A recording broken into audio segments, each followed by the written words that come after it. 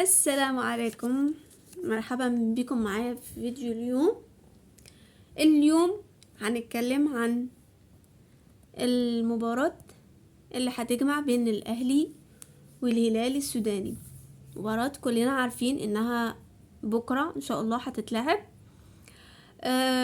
في بطولة أبطال إفريقيا، البطولة المحببة لدى الجماهير المصرية أو بالأحرى الجماهير الأهلوية، عشان الأهلي برضو محقق يعني رقم قياسي في البطولة دي ب10 ألقاب، يعني حاصل على 10 ألقاب ما شاء الله.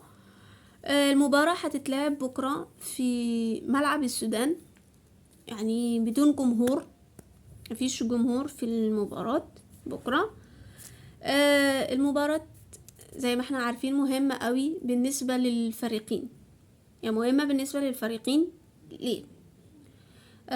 بالنسبة للأهلي المباراة الأولى بتاعته في البطولة، فهيحب أنه يستهل المشوار بتاعه أو مشوار الإفريقي انتصار أكيد لو تم هيكون انتصار تمين قوي، خاصة أنه بره يعني خارج الأرض. الهلال برضو هيحب أنه يكسب، أو مفروض عليه أنه يكسب ينتصر، عشان لعب المباراة الأولى بتاعته أمام فريق سان داونز الجنوب إفريقي وخسر المباراة بتاعته أمام سان داونز الجنوب إفريقي بهدف مقابل لا شيء.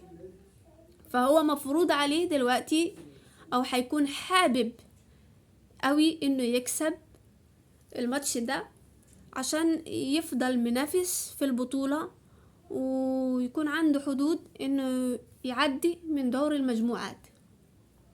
فالمباراة اكيد هتكون صعبة مش سهلة، بس ان شاء الله فريق الاهلي ان شاء الله اتمنى انه يكون في يومه برضو ويكسب. ليه لا؟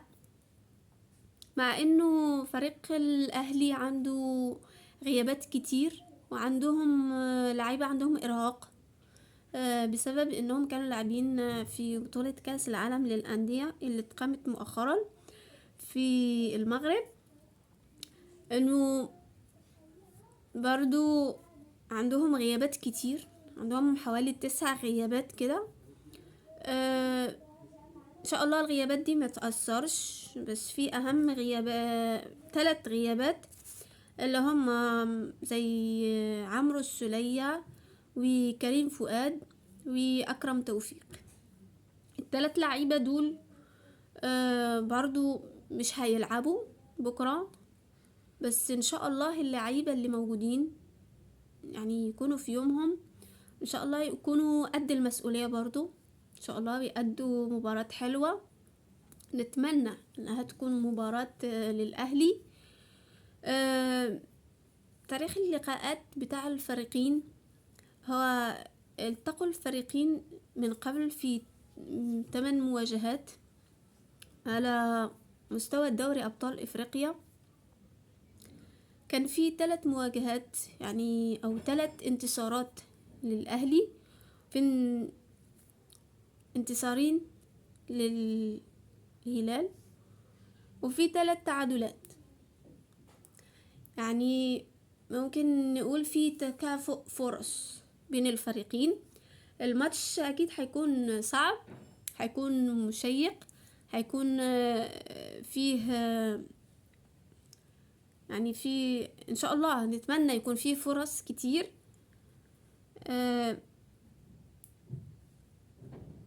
الاهلي اتمنى انهم يلعبوا كويس. ليه لا؟ اتمنى اننا نفوز اكيد، بس حتى لو ما حصلش فالمهم يكون مباراة حلوة. اذا جينا نقارن بين الفريقين، فالفريقين الاتنين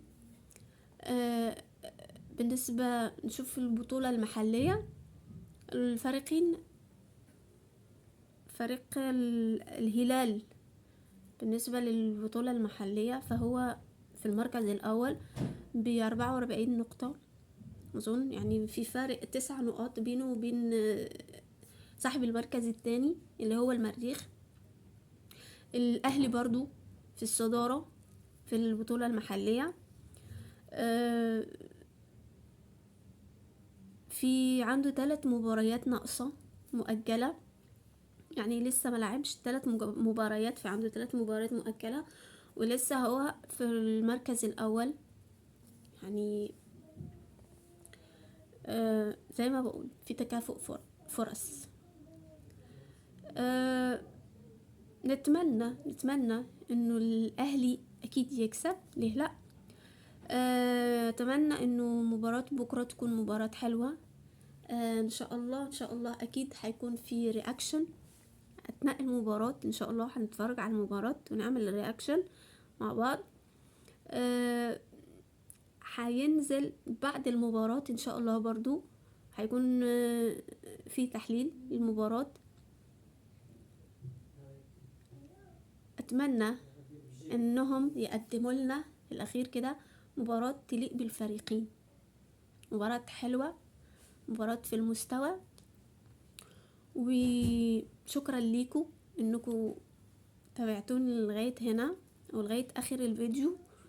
اذا كنتوا اول مرة تشوفوني، انا بتمنى من قلبي تعملوا اشتراك للقناة، تفعلوا الجرس، تخلوا لي لايكات، تخلوا لي تعليقاتكم. وشكرا ليكم، باي.